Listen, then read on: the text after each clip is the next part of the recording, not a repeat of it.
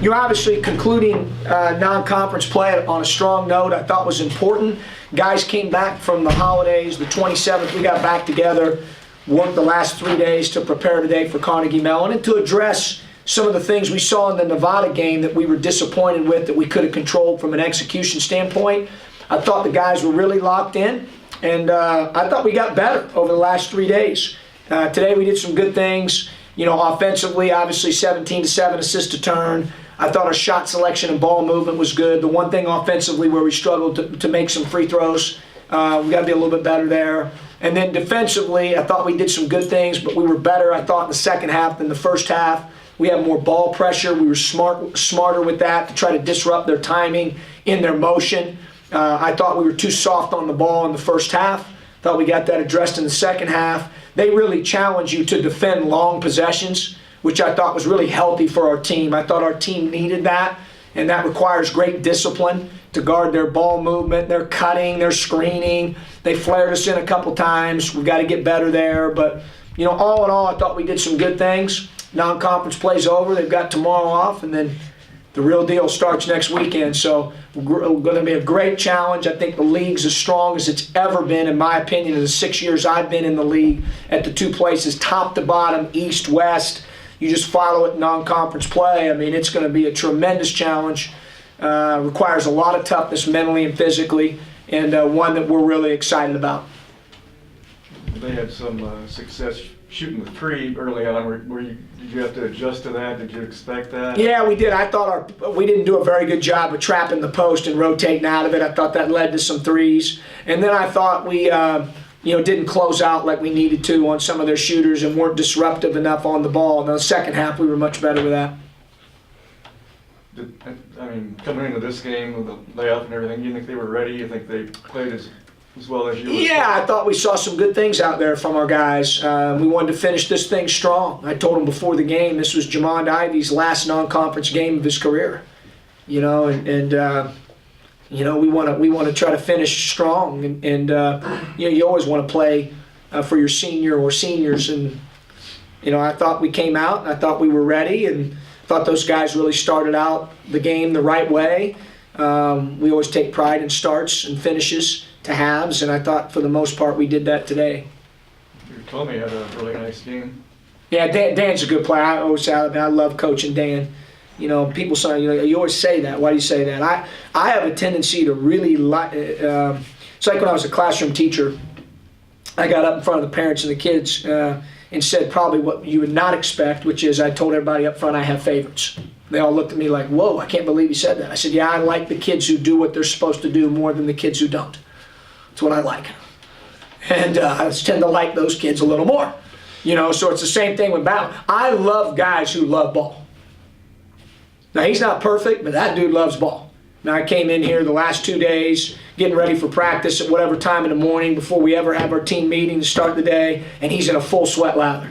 It's not an accident that the guy's become a good player. Daniel. Like, it's not just like, whoa, I can't believe, he works. He does unrequired work, and he earns everything that comes his way. And it's great to have that, example for the guys in our locker room.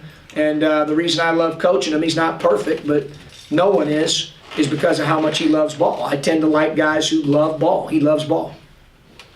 And everybody got their chance today. I guess it's good to have a game like this where some of the guys. I thought it was really good for our front court because we were able to play some guys in the front court. We were. I thought that I thought Jaden had done some really good things in the Nevada game. He had 4 offensive rebounds against that size and athleticism out in Reno, and then came back and practiced and built on that. And so it was good to see him continue to trend in the right direction. And then I thought Dang had played and practiced really well. Didn't play as well against Nevada, but practiced really well when he came back. So he did some good things today.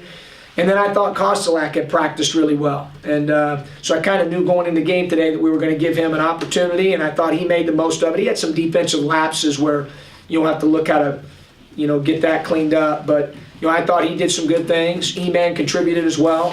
So I thought maybe what stood out for me today was the opportunity those 4 guys had and how they certainly made the most of it. Our perimeters, that rotation was very similar to what it has been.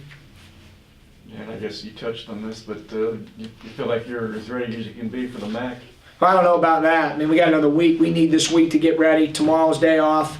We'll take a deep breath, close the book on non-conference, and then we'll have to get better over the next 2 to 3 days at some things that, you know, we see from this film and that we've been working really hard to address. And then obviously prepare for Western Michigan. League plays a completely different beast, and I'm going to explain that to the newcomers when they come back in here on Tuesday. Like, everybody knows everybody's play calls. Everybody knows what you run on offense. Everybody knows players' tendencies. It's bone on bone is what it is. And you better have some mental and physical toughness, and you better have some ability to get to the next play, and players better be ready to make some plays. And the teams that do that the best are oftentimes the teams that are most successful in conference play. So, you know, we'll talk more about that on Tuesday, but, you know, we're excited about the challenge. I'm sure you prefer not to have a week between games like you had last one and then another next one. Yeah, that's not bad. We actually positioned our schedule that way. I wanted the guys to go home for Christmas. Last year they didn't get an opportunity to do that. So they were able to go home and see their family and, you know, close friends. And I think that's really, really important this time of year. So we did that. We got them back. It was probably good for them from a mental and physical freshness standpoint to do it as well. And now, obviously, we have a chance. Now non-conference is finished. We have a week to say, okay, what do we really need to address here a couple days this week before we ever move to Western Michigan? And so that week off gives us a chance to do that. If we were playing in 2 days, it'd be about Western starting tomorrow. So it allows us to take a deep breath, I think, get together as a staff, share with our guys areas that we have to shore up before next weekend. I'm good. We're good. Kate, you have anything? Yeah. Oh, the mic? Do you like the mic? The microphone, yeah. I bet they'll let you see the microphone if you ask them nicely. BD will probably let you do that. Oh, I need a microphone. I think my voice is okay. It carries. All right, guys. Thanks. Happy holidays.